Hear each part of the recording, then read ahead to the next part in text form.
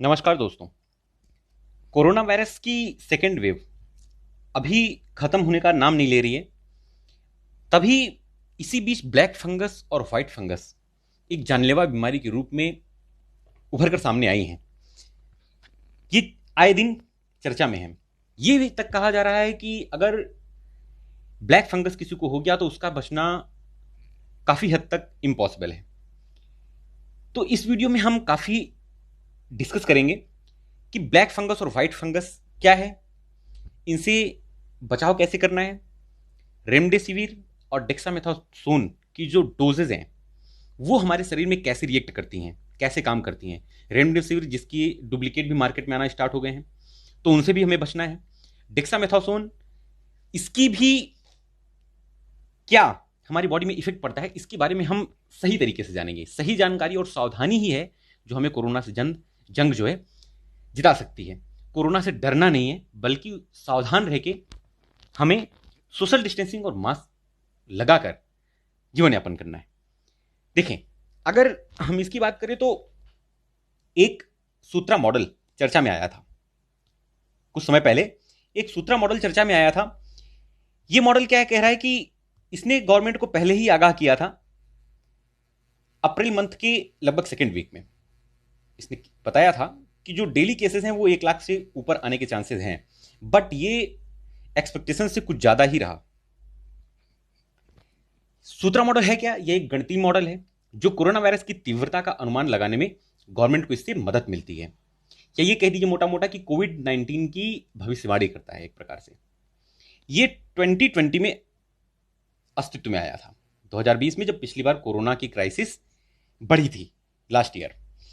सूत्रा का full form क्या है इसकी meaning? Suspectable, undetected, tested positive and removed approach. ये विज्ञान और प्रौद्योगिकी डिपार्टमेंट द्वारा ये मॉडल डेवलप किया गया है। इसी ने अभी ये भी बताया कि तमिलनाडु, पंजाब, आसाम में अब केसेस बढ़ने के चांसेस हैं अगर प्रिकॉशन नहीं लिया गया तो। मध्य प्रदेश, उत्तर प्रदेश, छत्तीसगढ़, गुजरात और महाराष्ट्र में घटने के चांसेस हैं। ब्लैक फंगस इतनी जानलेवा बीमारी और व्हाइट फंगस निकल के बाहर आई हैं कि ये 50% का मोर्टेलिटी रेट, वैज्ञानिकों ने बताया है कि लगभग 50% का मोर्टेलिटी रेट है इनका, यानी कि फैटेलिटी रेट, मृत्यु दर है। ये अगर किसी पे हावी हो जाए तो जानलेवा बीमारी है। कोविड-19 से तो चांसेस तब भी हैं कि बचा जा सकता है, 90% रिकवरी हो रही है लोगों की, बट अगर ये हो गया ब्लैक फंगस और व्हाइट फंगस तो इनसे बचना तो लगभग इम्पॉसिबल बताया जा रहा है। हम इसके बारे में विस्तार से जानेंगे। इन ब्लैक फंगस और व्हाइट फंगस को राजस्थान और तेलंगाना ने महामारी भी घोषित कर दी है। यूपी घोषित करने की कगार पे है। अगर केसेस ऐसे ही बढ़े तो महामारी घोषित करने से पीछे नहीं रहेगा उत्तर प्रदेश और दिल्ली भी। इसके बारे में हम विस्तार से जानते हैं। थर्ड वेव के लिए कोरोना की, कोविड-19 की जो प्रिकॉशन लेना है वो तो हमें लेना ही है, बट अगर हम ओवरऑल डाटा पे नजर डालें तो डेटा हमारा ये कहता है कि जो पुराना लास्ट ईयर में 2020 से कोविड-19 की लहर पहली आई थी, फिर दूसरी आई, दूसरी कब आई, इनके डाटा पे एक अगर नजर डालें तो इनसे हमें क्या सीखने को मिलता है। अगर हम डाटा पे ओवरऑल नजर डालें तो ये आपके सामने एक ग्राफ है। इसमें अगर देखा जाए तो 14 मार्च के आसपास 20 केस आए थे, 20, और ये कंटिन्यूअस बढ़ते रहे 2020 की बात कर रहे हैं हम।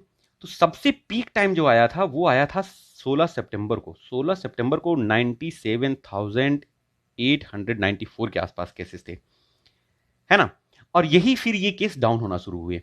ये केस डाउन होते होते ये लगभग रह गए थे 9,000। ये कब रह गए थे? ये रह गए थे 15 फरवरी को। शांत तब भी नहीं हुआ था माहौल।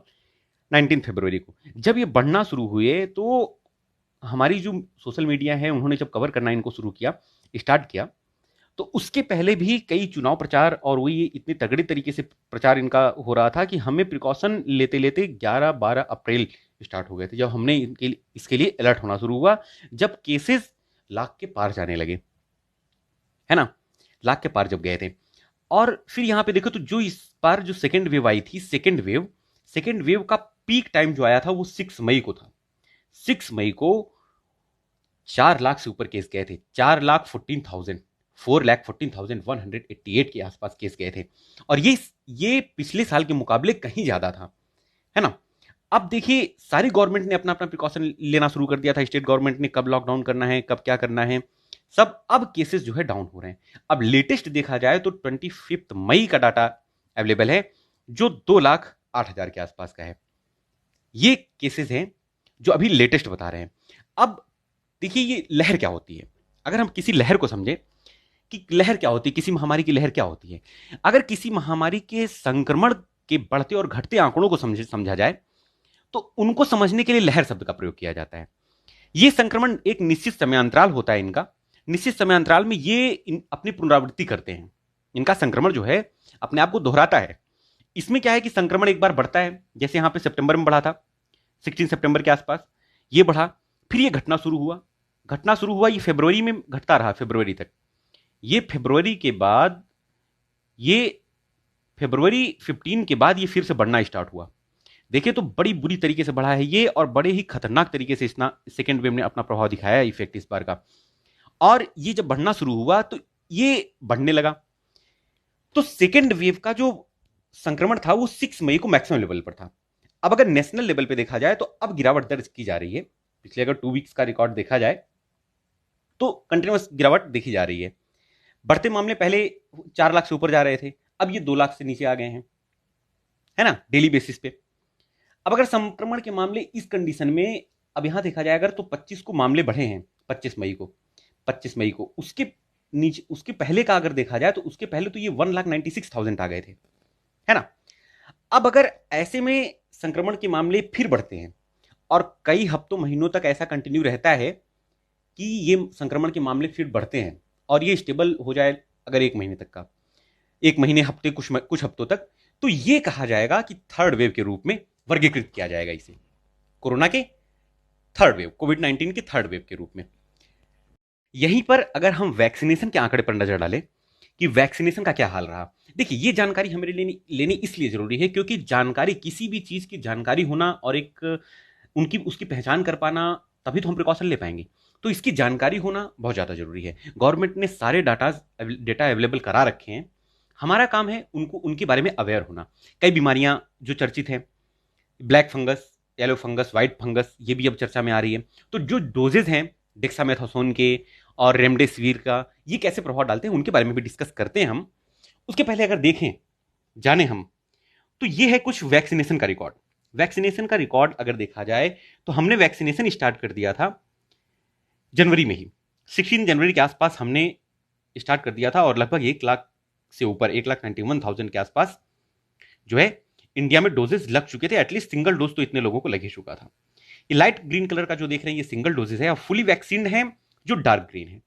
डार्क ग्रीन उन लोगों की जनसंख्या को डिनोट करता है जो फुल्ली वैक्सीन है, यानी कि एटलीस्ट 2 डोज उन्होंने प्रॉपर ले रखी है ना। देखिए उनका आंकड़ा काफी कम है। जब थर्ड वेव स्टार्ट हुई, थर्ड वेव हमारी, इसको सीरियस लिया लोगों ने अप्रैल मंथ में, तो उसके बाद वैक्सीनेशन की संख्या कंटिन्यूअस बढ़ती रही है और फुल्ली वैक्सीन लोग भी आते गए। जो जनवरी में लिए थे वो रिपीट होने लगे।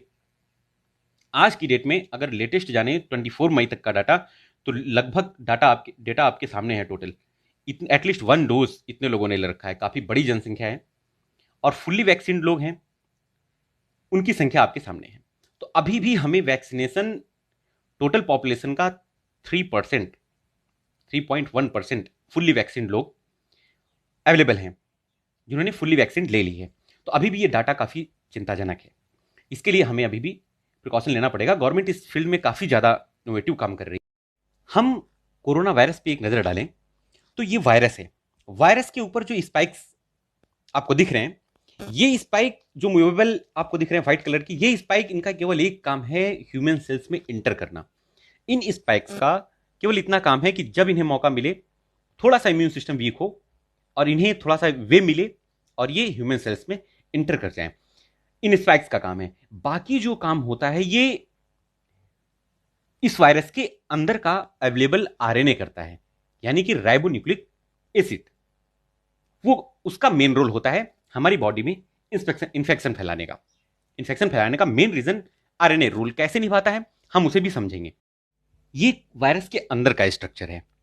ये स्ट्रक्चर देखिए हमारे साइंटिस्टों ने और पूरे वर्ल्ड के साइंटिस्टों ने इवन, क्योंकि कोविड 19 से कोई भी कंट्री कोई भी देश शायद ही अछूता रह गया हो, तो ये जो है चीजें खुलकर सामने आई हैं कि इनका स्ट्रक्चर क्या है, कोरोना वायरस का एग्जैक्टली स्ट्रक्चर कैसा है।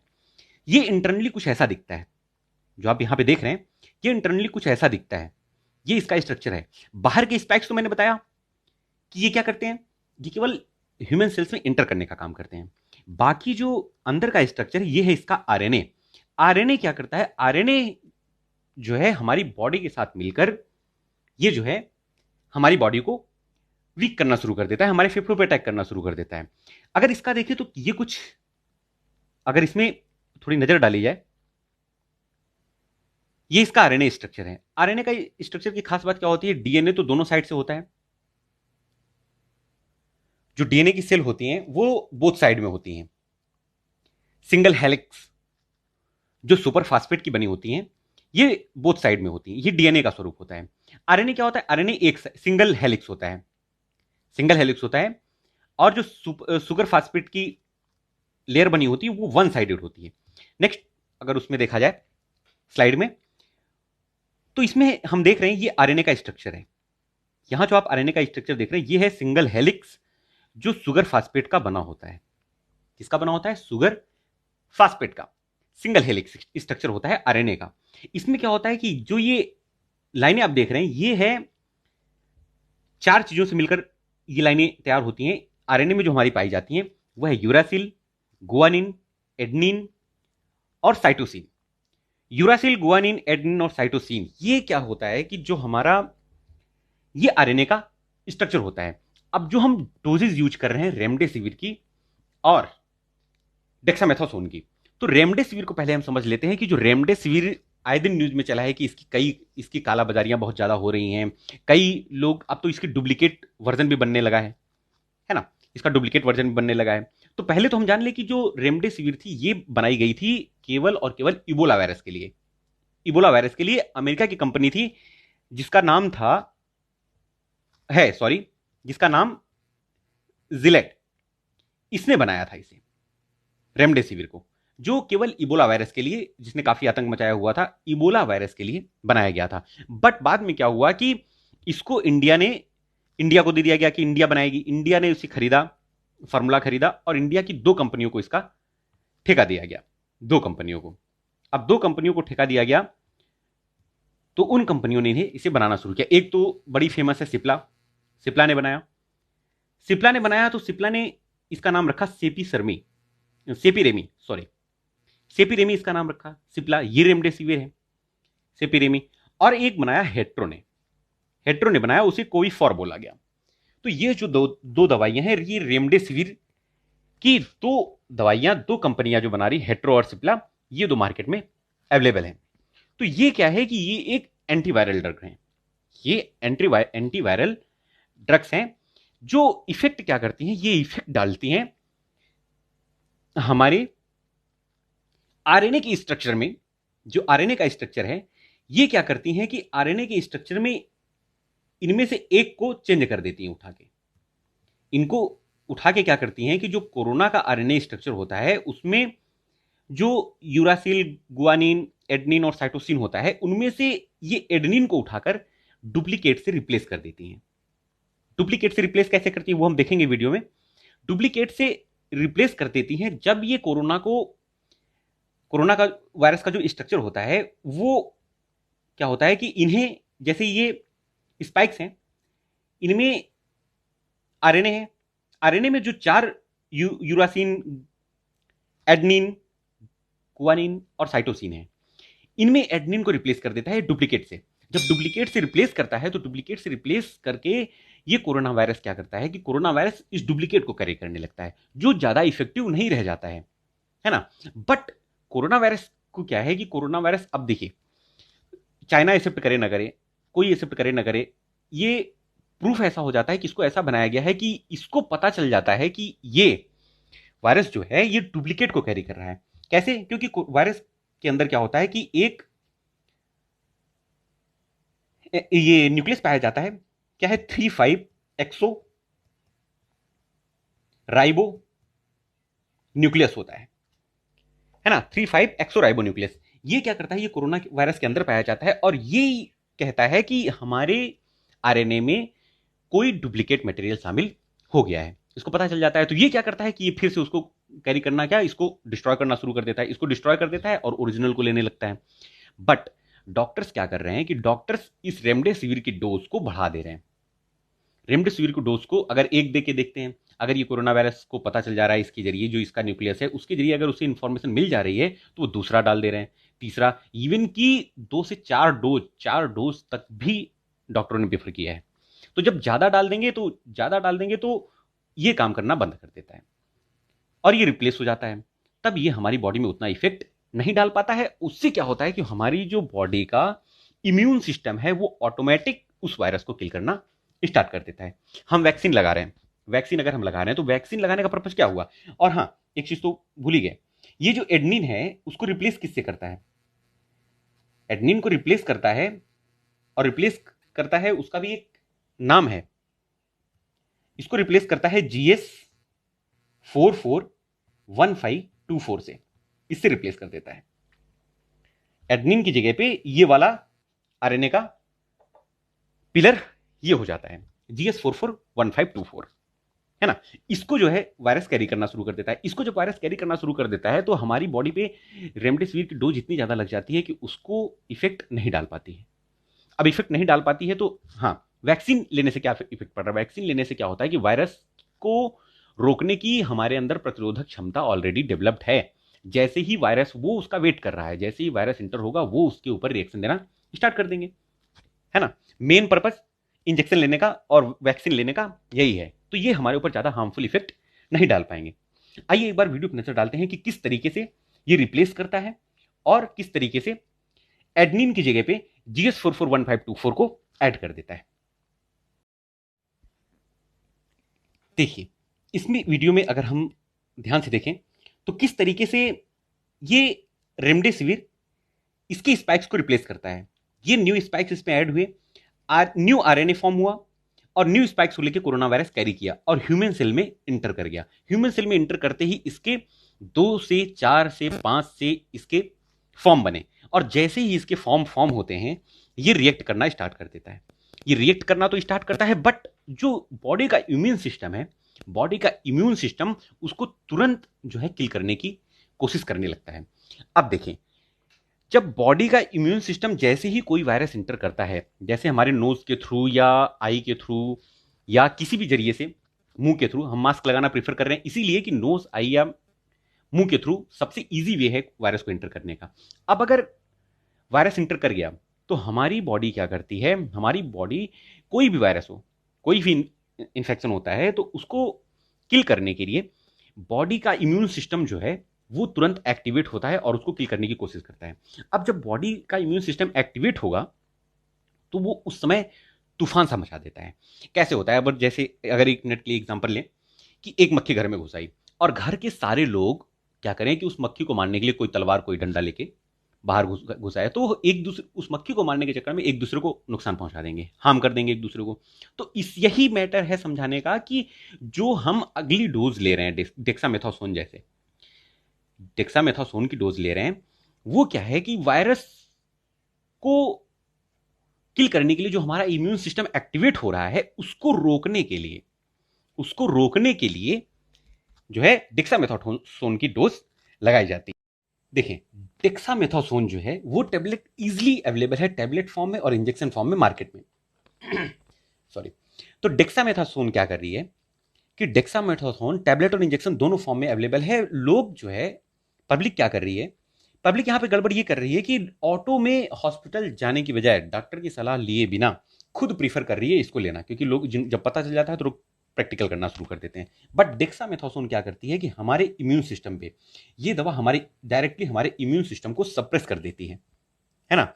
ये सप्रेस इसीलिए करती है कि जो वायरस इंटर किया उसको मारने के लिए जो हमारा इम्यून सिस्टम इकट्ठा हुआ था, उथल पुथल जो हुई थी इम्यून सिस्टम में, उसको रोकने के लिए, है ना। तो उनको रोकने के लिए दी जाती है। अब अगर इस चीज को समय से पहले ले लिया जाए, भाई जैसे मान लीजिए कि हमें डाउट हुआ, हमने तभी ये लेना शुरू हुआ, तो हमारा इम्यून सिस्टम जो है कमजोर हो जाता है काफी। ये इम्यून सिस्टम को क्या करता है कि सप्रेस कर देता है, उनको वीक कर देता है। इस मेडिसिन का काम सिर्फ और सिर्फ इतना ही है। क्योंकि देखिए, जैसे मैंने एग्जांपल दिया कि कोई मक्खी इंटर की घर वाले दौड़ पड़े, तलवार लेके, डंडा लेके एक दूसरे को हार्म कर दिया, बट भाई उनको रोक दिया गया। वो तो कोरोना वायरस क्या होता है कि वो वायरस जो है हम पे हावी होने लगता है। जैसे ही इम्यून सिस्टम कमजोर हुआ, वो वायरस हम पे हावी होने लगता है ना।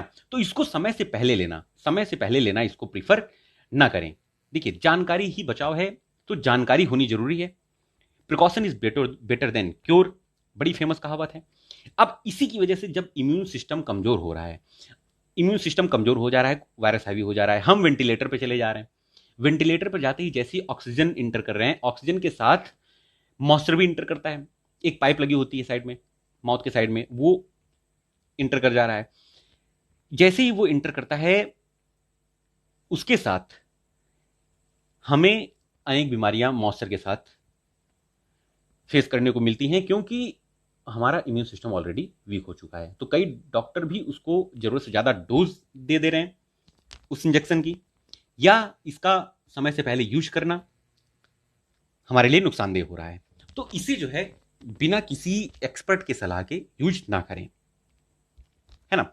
अब मार्केट में क्या है कि न्यूज में और अदर मीडिया के through black fungus, yellow fungus, white fungus, ये बीमारियां काफी ज्यादा सुनने को आई हैं। अब ये बीमारियां क्या हैं? ये फंगस कोई बहुत ऐसी चीज नहीं है कि जिनके बारे में हम नहीं जानते हैं। हम इनके बारे में पहले भी सुन चुके हैं।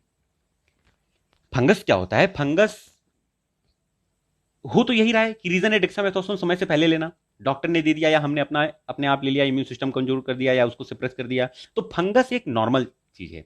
ये फंगस जो आप देख रहे हैं, ये एक नॉर्मल चीज है। नॉर्मल कह दिया जाए तो इसका नॉर्मल फॉर्मल नेम है म्यूकोर माइकोसिस। इसका फॉर्मल नेम है म्यूकोर माइकोसिस। ये कोई नई बीमारी नहीं है। ये एक प्रकार का फंगस है जो हर जगह पाया जाता है, मिट्टी में, फ्रूट्स में, वेजिटेबल्स में।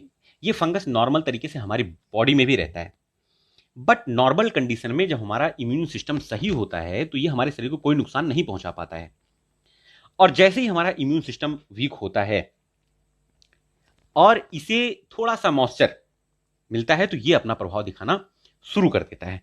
अगर कोई हेल्दी व्यक्ति है, कोई बहुत ही ज्यादा हेल्दी व्यक्ति है, बहुत ही उसका इम्यून सिस्टम ठीक है, तो उसके ऊपर ये बहुत ही रेयर केस में, बहुत ही रेयर टू रेयर केस में उसके ऊपर इफेक्ट डाल पाता है ना। अगर इम्यून सिस्टम कमजोर है तब तो ये इफेक्ट करता है, तब तो ये ज्यादा इफेक्ट करता है। और इतना ज्यादा इफेक्ट करता है कि अगर ये ज्यादातर नोज के थ्रू मतलब कि ये कोविड-19 की तरह फैलने वाली बीमारी नहीं है कि कोविड-19 जैसे टच करने से या एक दूसरे के साथ रहने से फैल जा रही थी। टच करने से भाई एक दूसरे से गैप मेंटेन करके रखना है, हमें 2 गज की दूरी, मास्क लगा के रखना है, उस टाइप से ये इतनी फैलने वाली नहीं है। ये क्या है कि जानलेवा है, बहुत ज्यादा इसकी मोर्टेलिटी रेट देखी गई है, लगभग 50%। अब तो बताया जा रहा है कि 50% के आसपास अगर हो गया, इम्यून सिस्टम वीक है, तो ये असर कर जाती है ना। वेंटिलेटर वाले मरीज जो ज्यादा सीरियस हैं, उनको बहुत ज्यादा इफेक्ट करेगा, है ना, क्योंकि उनको हैवी स्टेरॉइड दिए गए हैं। इसका मेन रीजन यही है कि ओवर यूज ऑफ एंटीबायोटिक और जिंक सप्लीमेंट, अगर जिंक सप्लीमेंट ले रहे हैं तो ये भी इसका सबसे मेन रीजन है। और एक्सेसिव स्टीम इनहेलेशन, अगर हम एक्सेसिव भाप ले रहे हैं, वो भी बहुत ज्यादा नुकसानदेह है। एक्सेसिव भाप वो क्या होती है? गर्म कर देती है, गर्म होती है, उसमें भी मॉइस्चर होता है ना, तो बर्निंग इफेक्ट कर दे रही है, मॉइस्चर के थ्रू ये इंटर कर जाता है। तो आसपास का इन्वायरमेंट साफ रखना है हमें, मॉइस्चर से दूर रहना है।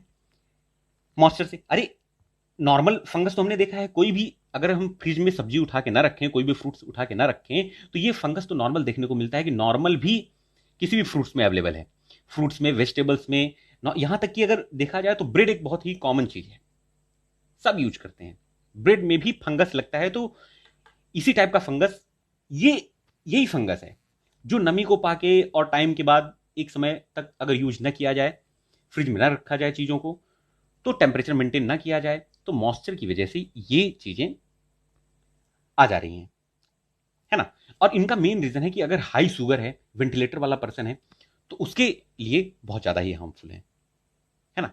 अब देखिए, ये इफेक्ट ऐसे भी डाल दे रही हैं कि इनका इफेक्ट ये आंख के थ्रू, इनका इफेक्ट सबसे ज्यादा नोज में दिखता है कि नोजल आने लगेगी। नोजल जब स्टार्ट हो जाता है, नाक जब आने लगती है, तो उससे जो पानी गिरता है वो लाइट ब्राउन कलर का होता है, लाइट ब्राउन कलर का, लाइट ब्राउन कलर का नोज से पानी निकलता है, आंखें रेड हो जाती हैं, है ना, आंखें रेड हो जाती हैं। ऐसी कई चीजें देखने को मिली हैं ब्लैक फंगस को लेके। अब सिम्टम्स में देखा जाए तो इम्यून सिस्टम तो कमजोर होता ही है ना। ये ऑटोमेटिक हेल्दी लोगों में अगर हो जा रहा है तो ये ऑटोमेटिक ठीक भी हुआ है, ऑटोमेटिक ठीक भी हो जा रहा है, बट प्रिकॉशन लेना बहुत ज्यादा जरूरी है। ब्लैक फंगस अगर है तो ब्लैक फंगस है, तो ब्लैक फंगस क्या हुआ कि इसके सिम्टम्स यही हैं, इम्यून सिस्टम कमजोर हो गया, ऑटोमेटिक आई रेड होने लगेगी, और ये माइंड में भी चला जाता है। जब इसका इफेक्ट माइंड में पड़ता है तो इवन मोर्टेलिटी यानी कि फेटेलिटी रेट बढ़ जाती है। और व्हाइट फंगस क्या है? व्हाइट फंगस भी यही है कि हमारी टंग जो है येलोइश कलर की हो जाएगी, इस टाइप की। तो सिम्टम्स ये देता है, इन सिम्टम्स को हम जानकारी रखेंगे और इनको देखते हुए प्रिकॉशन लेकर, प्रिकॉशन के साथ जानकारी जरूर रखेंगे हर चीज की। समय से पहले कोई डोज नहीं लेना है, मेडिसिन नहीं लेना है, एक्सपर्ट की सलाह के साथ हमें जीना है, डरने की जरूरत नहीं है। Precaution is better than cure, हमें प्रिकॉशन लेके चलना है और फ्यूचर के लिए रेडी रहना है ना। थर्ड वेव का भी काफी ज्यादा चर्चा में है, तो इससे भी हमें प्रिकॉशन लेके रहना है। आशा करता हूं इस वीडियो में आपको थोड़ी बहुत जानकारी मिली होगी, जितना बेस्ट ऑफ माई नॉलेज था मैंने आपको देने की कोशिश की। मिलते हैं अगले वीडियो में, तब तक के लिए नमस्कार।